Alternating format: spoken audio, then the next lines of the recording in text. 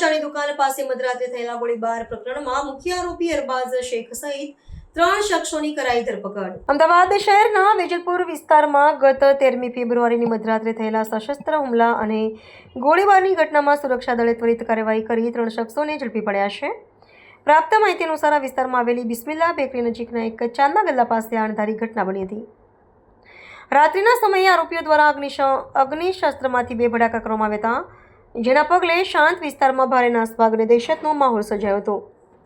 આ ગુનાહિત કૃત્યમાં સંડોવાયેલા મુખ્ય આરોપી અરબાઝ અયુબ શેખ અને તેના અન્ય 2 સાગરીતો સામે વેજલપુર સુરક્ષા મથકમાં કાયદેસરનો ગુનો નોંધવામાં આવ્યો છે। હુમલાખોરોએ ચલાવેલી પહેલી ગોળી સીધી ફરિયાદીના જમણા પગમાં વાગતા તેમને ઈજા પહોંચી હતી, જ્યારે બીજી ગોળી ચાની દુકાન તરફ છોડવામાં આવી હતી। આશ્ચર્યજનક બાબત એ છે કે આ ત્રણેય આરોપીઓનો અગાઉનો કોઈ ગુનાહિત ઇતિહાસ પોલીસ ચોપડે નોંધાયો નથી। પ્રાથમિક પૂછપરછમાં એવો ઘટસ્ફોટ થયો છે કે આરોપી અરબાઝ માત્ર લોકોમાં પોતાનો ભય ઊભો કરવા અને ખોટો દેખાડો કરવાના ઈરાદે અજય નામના અન્ય એક શખ્સ પાસેથી આ ગેરકાયદેસર હથિયાર લઈ આવ્યો હતો।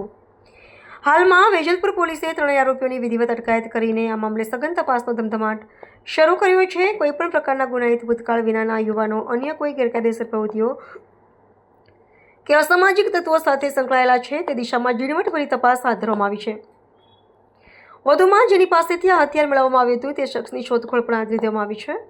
શહેરમાં રીતે માત્ર રોપ જમાવવા માટે ઘાતક હથિયારોનો ઉપયોગ થતો જોઈને સ્થાનિક નાગરિકોમાં સુરક્ષા વ્યવસ્થાને લઈને અનેક સવાલ ઊભા થયા છે।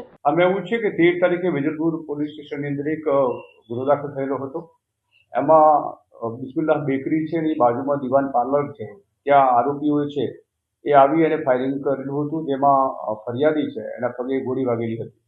આગામી જે આરોપીમાં જે તે વખતે અરબાઝ અયુબ અબ્દુલ શેખ કરીને છે એની ઓળખ થઈ હતી, બાકીના અજાણ્યા હતા। જેમાં વેજલપુર જે પોતાના ટેકનિકલ સોર્સ બાતમીદારોથી માહિતી મેળવી અને ગઈકાલે 3 આરોપીને પકડ્યા છે। એમાં મોહમ્મદ અરબાઝ શોએબ કાસમ છે અને રિઝવાન ઉર્ફે શેજાન કરીને આરોપી છે, એ ત્રણેય ધરપકડ કરી છે। આગામી જે મેઇન આરોપી છે અરબાઝ, એની પાસેથી જે ગુનામાં વપરાયેલું હથિયાર છે એ પણ પોલીસે રિકવર કર્યું છે। હથિયાર ક્યાંથી લાવ્યો હતો? કયું હથિયાર હતું? આ વિડનમેટ પિસ્તોલ છે અને તે એક સુરતનો અજય કરીને છે, એની પાસેથી લાવેલો હોવાની અત્યારે એક આખી તપાસને જણાવ્યું છે। એની પાસેથી એની જે અજયની હિસ્ટ્રી પણ પોલીસે મેળવી છે, એટલે આગળ પોલીસ તપાસ કરવાની છે। કારણ એ મેં અગાઉ આપને જણાવ્યું હતું એ પ્રમાણે છે કે જે આરોપીઓ છે એ ત્યાં દિવાન પાર્લર આગળ બેઠા હશે અને ગ્રાહકો આવતા જતા હશે, અડચણ થતા હશે, એટલે આ લોકોએ સાઈડમાં જવાનું કીધેલું, એનો ખાર રાખીને આ લોકો આવેલા હતા અને બરાબર કે આરોપીઓ છે તે ગેરકાયદેસર પ્રવૃત્તિઓ સાથે સંકળાયેલા હોવાથી તેઓને અહીંયા બેસવા માંડી અને ત્યાં ના પાડતા હતા। તપાસ દરમિયાન એવું કોઈ ગુનાહિત ઇતિહાસ અથવા તો અન્ય કોઈ એવી અસામાજિક પ્રવૃત્તિમાં સંકળાયેલા હોય સામે આજે આરોપી 3 થયાની કોઈ પોલીસ રેકોર્ડ પર ગુનાહિત હિસ્ટ્રી નથી। બીજું આવી જે એ લોકોએ એલિગેશન કર્યું છે એવી કોઈ હકીકત પોલીસના ધ્યાન ઉપર આવી નથી। તેમ છતાં જે એમણે કહ્યું એના પછી પોલીસ સક્રિય છે ને આવી કોઈ પ્રવૃત્તિ હશે તો કાયદેસરની કાર્યવાહી કરવામાં આવશે।